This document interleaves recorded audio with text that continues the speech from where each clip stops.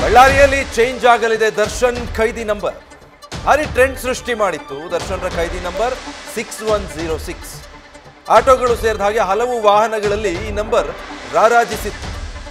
ಈಗ ಬಳ್ಳಾರಿ ಜೈಲಿಗೆ ಆರೋಪಿ ದರ್ಶನ್ ಶಿಫ್ಟ್ ಆಗ್ತಾ ಇರೋದ್ರಿಂದ ಈ ಜೈಲಿಗೆ ಶಿಫ್ಟ್ ಆದ ಬಳಿಕ ಖೈದಿ ನಂಬರ್ ಕೂಡ ಬದಲಾಗುತ್ತೆ. ಹೊಸ ಖೈದಿ ನಂಬರ್ ಅನ್ನ ಜೈಲಿನ ಅಧಿಕಾರಿಗಳು ಕೊಡ್ತಾರೆ.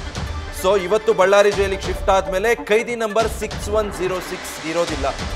ಬಳ್ಳಾರಿ ಜೈಲಲ್ಲಿ ಅಧಿಕಾರಿಗಳು ಅವರಿಗೆ ಬೇರೆಯದ್ದೇ ಖೈದಿ ನಂಬರ್ ಅನ್ನು ಕೊಡ್ತಾರೆ.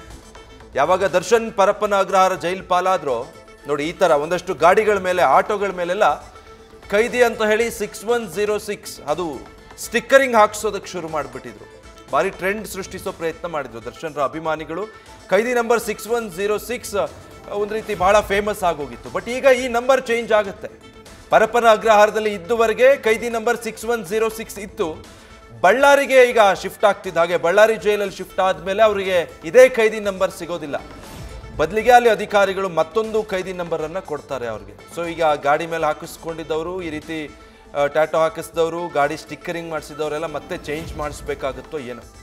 ಯಾಕಂದ್ರೆ ಒಂದಷ್ಟು ಜನ ಹುಚ್ಚು ಅಭಿಮಾನಿಗಳು ಈ ರೀತಿ ಅವರವ್ರ ಗಾಡಿಗಳ ಮೇಲೆಲ್ಲ ಖೈದಿ ನಂಬರ್ 6106 ಅಂತ ಹಾಕ್ಸಿರೋ ಸ್ಟಿಕ್ಕರಿಂಗ್ಗಳಿದ್ವು.